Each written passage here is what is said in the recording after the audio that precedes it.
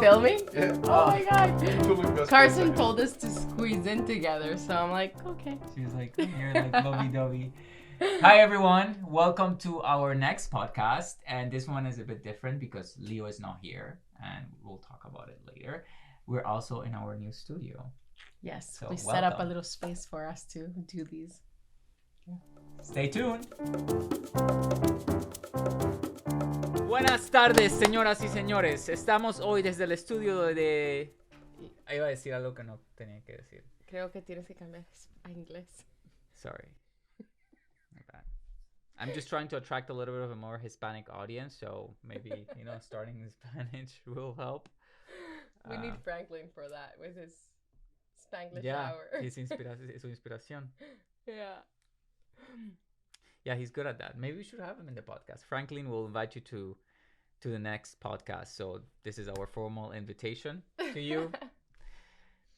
So, okay. Well, hi everyone. We're here at our new studio actually, and there's more than just a new studio. There is a new guest. Well, not new, but replacement of Leo. And I actually want to do a poll to see if you guys prefer Leo as the main host or if you prefer Jennifer as the main host. I may get in trouble for that, but no, I'm just gonna be the supervisor of the podcast moving forward.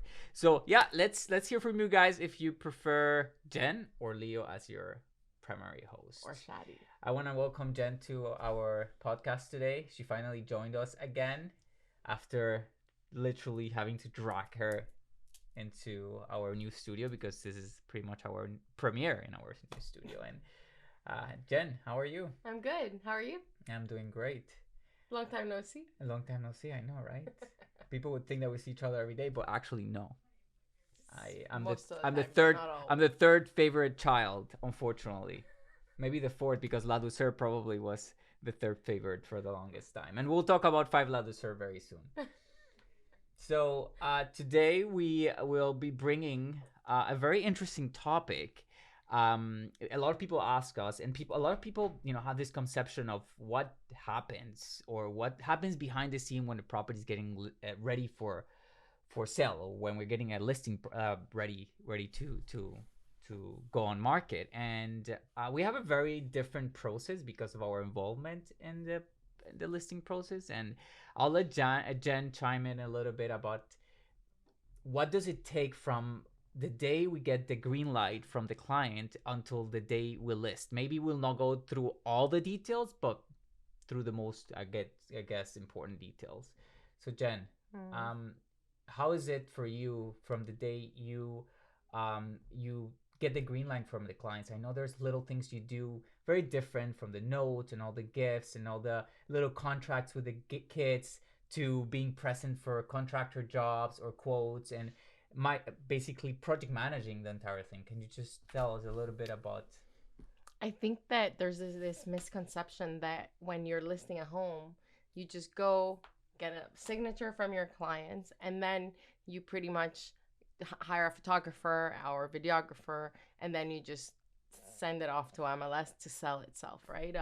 Of course, sometimes there's staging and, different agents. We offer different, I guess, value-added services. However, I think that most of the time with most agents, there's a lot that goes behind the scenes that it's even hard to communicate to the consumers or to the public in general. And, it's even harder to try to be posting about it. And, I always have a hard time with social media because I find that I really value my clients' privacy, right? So it's really hard to be posting about it and at the same time keep that in mind, right? So anyways, I guess there's ways to do it, but I just haven't gotten great at it. So I don't. But, when we get the green light to go ahead with a home, I think the biggest thing that us agents should be doing, and many are, is figure out what the objections are with that home, right? When you know what objections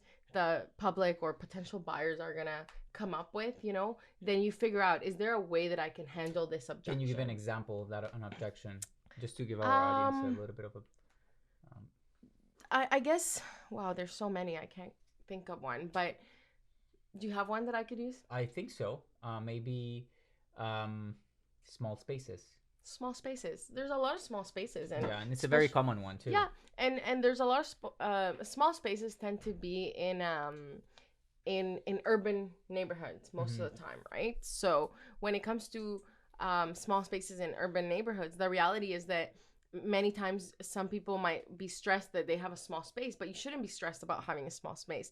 The reality is that there's a buyer for every home, and just like it suited your lifestyle at one moment in time, it's going to suit someone else. Like it's going to be suitable for someone else in that phase of their lives, right? So I think the problem is that you're trying to, you know, have this house fit everyone's lifestyle, or try to get every buyer through the door.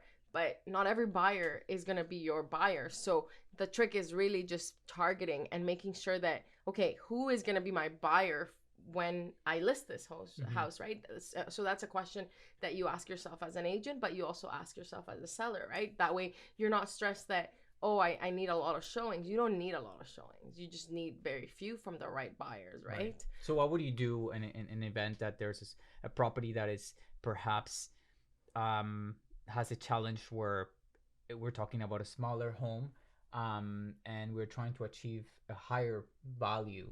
What are the things that, and I may know the answer, but I want you to tell our audience the things we do to make sure it looks at its best, and how do we make sure that it's being that we're in control of that process to make sure we achieve what we have to achieve to present the property at its best. Yeah, I think at times certain sellers don't see why, for example, stuff simple as decluttering a home is so important. But the reality is that, you know, many times we have a lot of more stuff than we need.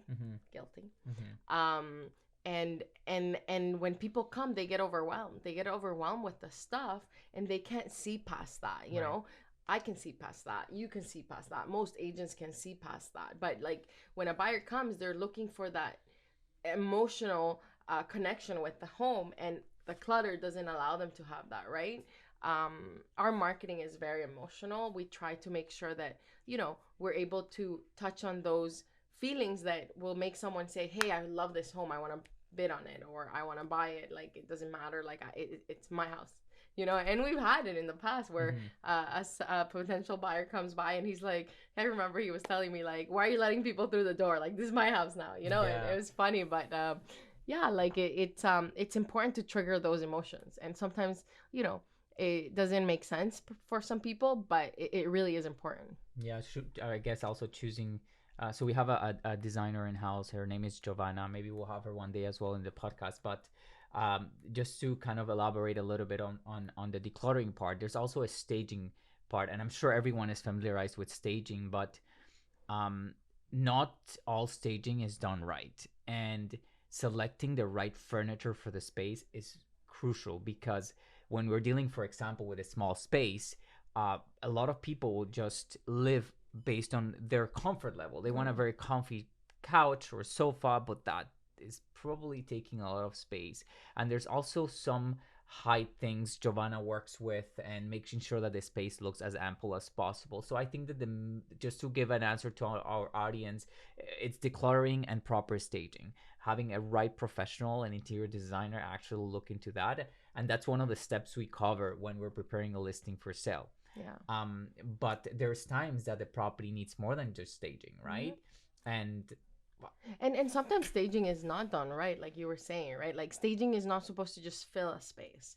Staging is supposed to elevate your space. So who you work with really, really matters. Like before we took on more of an in-house staging approach, given the market we were in, and, you know, finding like really nice pieces and scheduling and all that, we used to work with an amazing staging company in the city, and you know, she's really phenomenal at what she does, and it's always important to just make sure that whatever staging or furniture you're bringing into the house really helps create a better ambiance in the home, right? Not just put a furniture piece, like, you know, like certain pieces need to be a little bit curated in many of the homes that we list sometimes, right? Because you don't want to have a furniture piece that will not be seen as elevated as a home, right? Right. And as part of the process, a lot of the sellers get overwhelmed with, oh my God, there's all these things to do. But what they don't know is the the process, the way we handle the process is doesn't fall on the seller. And maybe you can, elaborate on that as well, on what do we do to make sure that that process is, I guess, less stressful, or there's less work on the seller's shoulders that they have to handle, whether it's moving stuff, storing stuff, like what's gonna happen with that piece of furniture that has to go out. Do you take care of that? Do you have the right team for movers, for stagers? Who's gonna take care of bringing the painter in to get a quote? Who's gonna take care of so maybe break down that a little bit so people have an idea on what goes behind the scenes and why do we like being in control of these things, and how is important to us and for the client that they allow us to be in control of these things. For us, the way we see each home is like there's no one size fits all, right? Like every home needs different things to make it really shine when it goes on MLS, and or when it starts getting showings, if it's the pre-marketing phase during the exclusive period, we call it, right? For me, there's like MLS, which is when you go on stage, and there's exclusive period, which is the house for sale, but it's almost like you could call it a practice per se. Right. Not really, but once you're on MLS, you need to make sure that everything's perfect. Our process includes different things. It includes cleaners. We have an amazing handyman. Like, I think I can say that everyone that works with us is pretty amazing. And I love saying that because there's just this pride in their craft, from our cleaners to our staging team to our movers, our handyman, like painters, like everyone, like is just really good at what they do, and I think that gives us a lot of peace and is able to allow us to take on a lot for our clients. Like we'll take care of it. Like you tell us you're working with us and that we figure out a plan together, you're on board, and then we just make sure that it's executed, right? And we do this, like, is it necessary? People ask us all the time, right? And I think it is necessary because it means more money in someone's pocket. It means less time on market because someone is able to fall in love with the home easier, right? Like, of course it matters. I was having lunch with an executive from Remax a few weeks ago, and she was saying, like, why do you go through all these expenses, and the truth is that we want to partner with sellers that just like we are investing in them and in their home and in their future and making sure they have more, and they get more for their home. It gives us a lot of pride to know that we're doing the best we can, right? Like we can go to sleep knowing, wow, what a great outcome, what a great story. Like it's just really fulfilling, right? And she was just really impressed because lately with the way things are, people are pushing back on expenses, but when things are harder is when you really need to spend more. We spend a lot more on our higher end listings because and people might think, oh, you're spending more because it's a bigger commission or because it's a more special home. It's not that it's a more special home or that it's a bigger paycheck at the end of the day, but really it's that the pool of buyers for a home that is very unique and very expensive is like this, like super tiny compared to when you're looking at homes that are like first time home buyer homes, right? The pool of buyers is like this. So it's important to spend more on marketing, more on preparation, and more on all these things because the buyer that is buying a home like that is very sophisticated, right? They're looking at all these things. The other day I was looking at a property and some people, I didn't put much context on my Instagram post, and Leo's like, people are gonna think that that's our project. And I just showcased how there was this renovation done in a home. It was like an almost $2 million home, and the stove sticked out by like an inch and a half, and like stuff like that shouldn't happen in a home. Things like we that would have addressed if we know. That's one of the objections, right? You don't want these things to, because they will show in a walkthrough. Like, buyers walking through, even if the property is magnificent, if you have these little silly things happen in a showing, it's gonna take away the credibility of the entire house, and you're losing on credibility unnecessarily Correct. for a small fix. Yeah. Right. And then buyers are like, okay, well, that is obvious was, you cut a corner there. What about other stuff, right? That I can't see. So it's really important to, our listing process is really just like, okay, what are our objections with this home? What are objections that are under our control? And what are the solutions to these objections that are under our control? Obviously, certain objections like, hey, the highway is behind you, like we can't change that. So that we know that we're going to have to find a buyer that is okay with that. That is, the pros outweigh the cons kind of thing, right? Yeah, and you mentioned something very important, and is investment. How we invest in our sellers and in our buyers in a different way. But now that we're talking about sellers and listings, it's an investment for us. And sure, there is time and there's money spent before the sale happens, before we even get paid. And I think that's what most of our clients appreciate of working with us. They see the commitment and they see the sacrifice we put because we believe in it, right? We're very realistic. We're rather on losing a listing before taking an overpriced listing just because we want leads. That's not how we do business. And there's times that yes, a property signed and there's comparables and we list it and it doesn't go as planned, but there's always a plan B and we are always ready to pivot. But we would never allow a client to put their home in jeopardy because they're building unnecessary stigma because the home is being on the market for 300 days.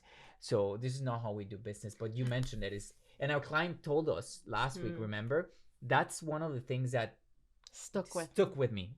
You said investment and you got me. Like, if you're willing to invest on me in my house and in my family without a guarantee that you're going to get paid, that shows to me professionalism, integrity, and commitment. And that was one of the things that built basically one of the best relationships and best clients we have so far. And it's there's such big supporters, like such big cheerleaders of ours. And that the thing is that everyone thinks that as agents you want just any business, and the reality is that not necessarily. Like there's certain times when you could easily have a client, but that they're going with you for the wrong reasons, right? They're going with you, if you tell them that their house is worth way more, or that, it's going to be an easy sell, like things like this. I think that when you choose an agent, and I guess this is a different topic, we could talk about this another time, but when you choose an agent, it's important to choose an agent that you feel you can be a good team with, that you have a good quarterback on your side, because, things don't always go as planned, right? And you have to figure it out. You have to, do some troubleshooting, and you just need to know you have the right people with you, right? Because when things are all going smooth, it's great, but what about when they are not, right? Yeah, exactly. And that's what people don't tend to see. What happens when, something doesn't go as planned? And again, we always have a plan A, plan B, and we always say to our sellers, hey, this is our, this is what we're hoping for. This is our objective, right? However, things can change by the time we're on market. It's a month from now, we're going to be on market, right? And, if this and this happens, then this is our next move, right? So it's almost like a game of chess in a way. Absolutely. So I was going to point out something that perhaps will be a different topic, and maybe we can save it for our next podcast. Maybe not the next one, but the next coming podcast. And it would be our most challenging situations during listings. And I have a really good story. It's funny. It's good. It's very it was very stressful. And you have one as well. But we will leave that for our next podcast because that's going to be a different topic. And I think it's going to be a kind of a different situation. But well, thank you so much for joining us today. There's way more to talk, but we're limited in time. I will see you in the next podcast, but don't forget to vote because Carson is gonna do a poll and he's gonna ask people who do you want as your main host, and I'm really committed to actually do this poll. So again, thank you so much. This is Shadi and Jen with your Realestating podcast. We will see you in the next one. Hi everyone. So thanks for watching, and let us know what you think. Let us know if you have any other topic suggestions, and we'll make sure to film those. Ciao. Ciao.